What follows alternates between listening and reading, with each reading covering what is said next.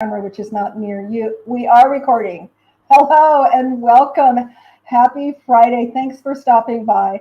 Today's episode at Cat's Home Chat, and if we haven't met, I am Kat Chalinos with Ta-Da by Cat, Next Level Staging and Design, where we provide a platform for entrepreneurs, solopreneurs, business folks, and really in January, this is a good start off and great for timing for the holidays, but we are going to be showcasing small businesses, particularly businesses that work from home.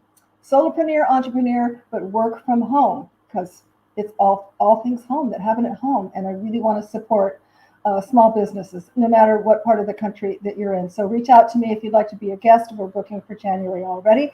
But without further ado, today, if you haven't done your Christmas shopping yet and you have little ones, whether they're your kiddos or grandkiddos like I have, you want to listen to this episode because this lady is my neighbor down the street. It's amazing, social media, right? Neighborhood. You find out you have a neighbor who's an author.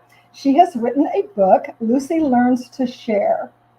And this is a wonderful book, whether you just have pets, a perfect book to help educate your little ones on how much more fun it is to share than to hoard or to just take something for yourself.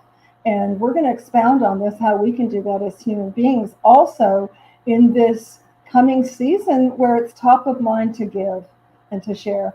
So welcome, Sharlene. Thank you so much for taking time in these crazy busy right now at the holidays. Can you believe it's already December? I mean, it's like, someone said, where did the last 2 years go? It's just crazy. But we're here, and it's wonderful to have the spirit of giving. And I'm super excited for you to tell us a little bit about you, how you came about. I know a little bit of the backstory, but not all of it. How you came about to write this beautiful children's book, Lucy Learns to Share. Well, we had a West Highland White Terrier named Lucy for 8 years. And she used to go to Miss Daisy's dog camp. And this actually happened at Daisy's particular toy there that she would take and run behind the bushes with and not dogs play with it. So that kind of inspired me. But unfortunately, what happened was Lucy got very sick. We did lose her. And this became kind of a cathartic effort for me, just to write her story and to pay tribute to her. She was only 8 years old. Longer life. She was healthy and happy through most of it, but things happen. What can you do? But this was a way of saying goodbye to her, but immortalizing her. Sharlene, I'm losing. I think when you move, you're probably going away from the microphone for your phone. We had a little, so Sharlene has to do it on her phone. But yeah, when you move, I'm kind of losing a little. Okay. So that's beautiful. You know, I think many people anyway out there have a book in them. Everybody, because everybody has a story. Everybody has life happenings, and that's really special, Sharlene, that you started out as a cathartic to kind of keep Lucy's memory and those special moments alive. Right. And I just sent out a couple of letters to a couple of publishers and got a nibble, and here we are. Actually, have it here. Oh, let's see it. Oh, I love it. I love the color. And let's give a shout out to Sarah Gledhill, who did the illustrations. Yes, the illustrations are adorable. She's actually in London, and we did back and forth by email. I sent her some photos, but I chose her because I like the way she drew dogs. She made them show emotion and drew them with some humor, but they didn't look like cartoon figures. Yes. Yeah. Beautiful that you corroborated. So at one point where you were kind of, writing about this through your journey of healing in the loss of Lucy, at what point did you have that light bulb, like, let me share this, let me put this together in a book and share it with the world? I think, I don't know exactly at what point it came to me to do that, but it just one day just sort of clicked, and I thought, I have nothing to lose, so just like, I love it. You have nothing to lose. So you took action. Yeah. Yeah, you took action. And, um, I've met several people in my journey, really just in the last 5 years, who have written books. Mm-hmm. Uh, some have been self-published, some have been with publisher. But I think there's room out there for people to, for someone to share. What are the steps? I had one gal. She's like, oh, I tried for a year. So you're really lucky that you put the nibbles out there and got something back. Publisher. But It was a hybrid situation. I made the arrangement with the illustrator. They had some they suggested, and like I said, I looked at different illustrators, and I liked the way Sarah did her drawing. But right. yeah, but That's awesome. Yeah, that's awesome. And it's something that you can, that you did at home, yeah, right? yeah, Yeah. yeah. That you did at The home. pandemic project. There you go. So see, good things can come from not so good things, which Yeah, a lot of people have seen, with the whole reinventing yourself and so forth. And so many people we found with the design entity of our staging company, so many people want help in carving out those special spaces for working at home, whether it's writing a book or doing, what you used to do at an office in a cubicle or an executive desk, doing it from home. So our homes have really become such a sanctuary and really a breeding bed for creativity. And I love that you took your grief, many know, we have 4 dogs at the moment, and we literally have a pet cemetery in our quite large yard. Because they don't, as my husband told me a long time ago, honey, our dogs are probably not going to live longer than us. And when that ran, I was like, don't tell me that. When you lose your first dog, at least for me, it's like, oh my God, and Romeo, our Pomeranian, he was like 13. And it just never clicked because I didn't have that in my bailiwick of experience of losing a dog. So I just, it just took me really, really hard. It's almost surprising how hard it hits you. It really is. It really is. Yes. So what was besides the sharing, and that's a really, really cute story. So tell us a little bit about and how that threads in, without giving it totally away, but for parents who, they need some stocking stuffers, gifts, etc., for kids and grandkids. Tell us about the message from Lucy starting out not wanting to share at this doggy daycare, and then what happened? Well, another little dog invited her to play with them between her caretakers at the camp. So she came out from behind the bushes with the little ball and learned that when you throws it and you run and fetch it and you race with your little friend, that's a lot of fun. And the idea here is this is a little dog who didn't want to share. And she's in a somewhat, preschoolish situation. Right. And the preschool and kindergarten age group need to learn to share toys with other kids too, so they can relate to this little dog whose little friend shows her that it's more fun to play with someone else than by yourself. Mm, mm. And isn't that a message that every child, and I'm sorry, every adult can, really resonate with? Yeah. In terms of, we might want to, whatever it is, to not share our time or share our resources or our ideas. Mm-hmm. Or our food, or our love, or our money. These are all things that we have an opportunity to share at varying degrees, depending on, what we have, but more importantly, what we're willing to share. And like Lucy, we get back so much more when we do share all of those things as humans. And Lucy, and toddlers too. I think it's just a natural instinct, mine. Yeah. We were listening to backstory of the Beatles, 3 parts. My husband and I, and one of the songs, I think it was George did, me, mine, my. And I thought, me, mine, my. They always came up with, nonsensical things. They just had such magic. Mm-hmm. But I said, ooh, I think there's some deep meaning there. Me, mine, my. That's the ultimate kind of, ego, me, mine, mine. I keep mine. And, if anyone who's raised or been around toddlers, that's what me, it's mine. Every day. It's mine, you can't have it.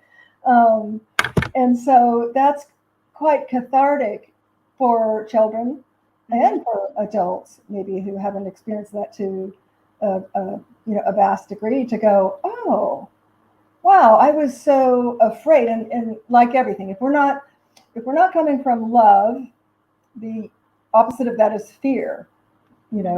Some folks have called that, fear, false expectations about reality. And what is it? The fear. The fear I won't have enough. The fear someone will break it.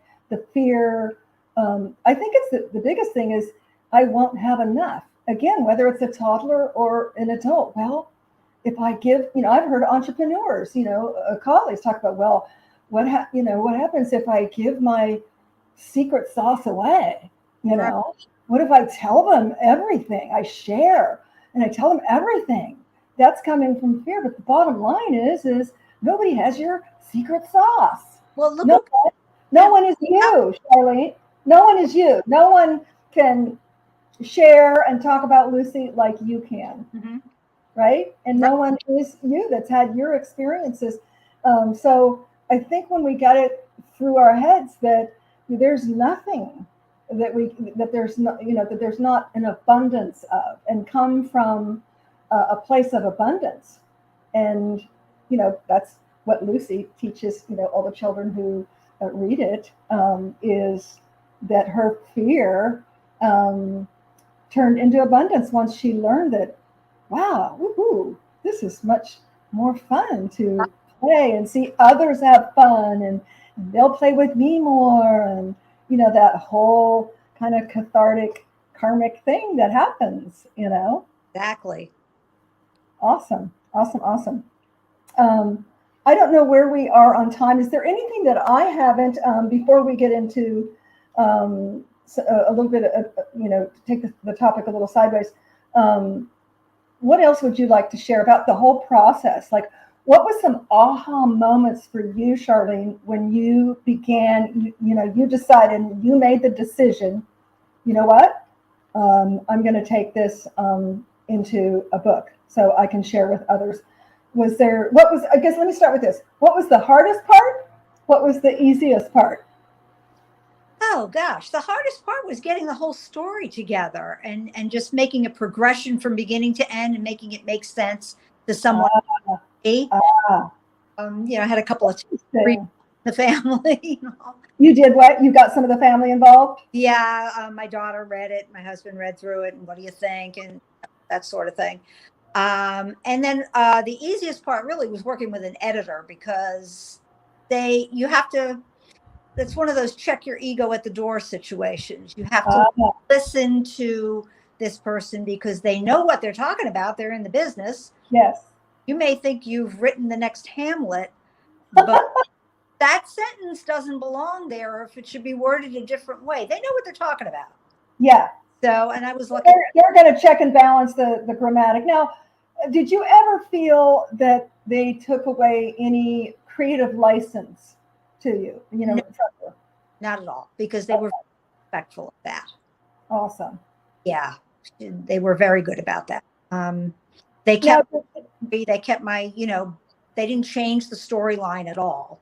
Awesome. Helped me find better ways to say it. Awesome. Because it's funny. I was a contributing author for a book, Staging the World. Barb Shore is the creator of Home Staging, who was a guest on our show a couple of times. And originally her publisher wanted me, I had done it in the third person. Okay. My contribution. And they originally thought, no, it didn't. And I know why. It was probably because no one else did it. They're not just one of those, I'm a rebel oddball, right? But after all the stories came in, because it was contributing staging professionals from all over the world, then they changed their tune. Oh yeah, we like it. Yeah, keep it.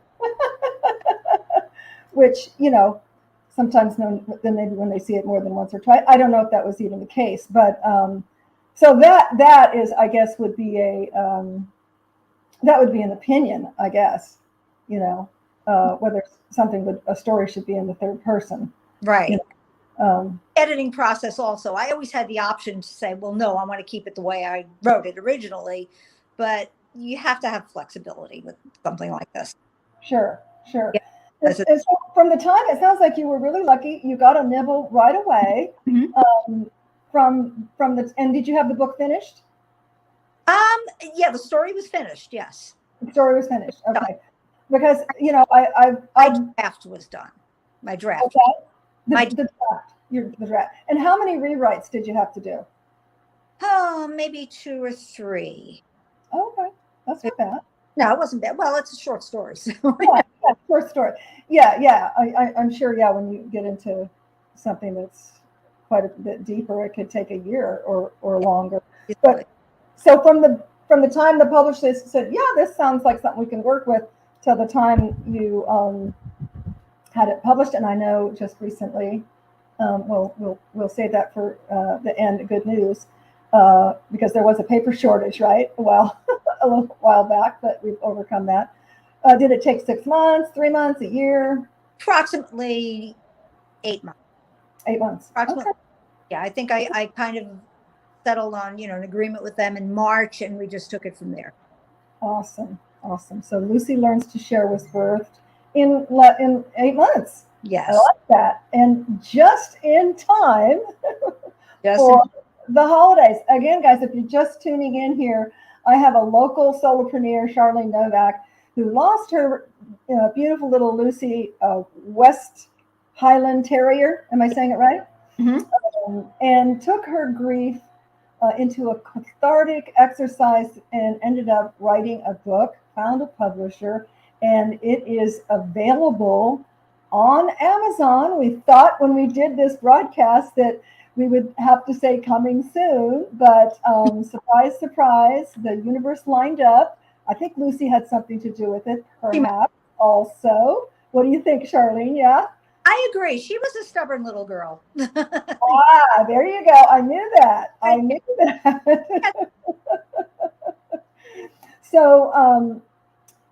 So you can find it. Tell us the places that you can find it, Sharlene, for Christmas. The full title is Happy Tales Camper Stories, Lucy Learns to Share. And give you another look at it. Take a picture of that. Yes. Now, if they just put in Lucy Learns to Share, which is a lot easier, would they find it? I don't know. I haven't tried that. Okay. But Happy Tales Camper Stories, right? Happy Tales, TAILS, Camper Stories. And it is on Amazon.com, BarnesandNoble.com.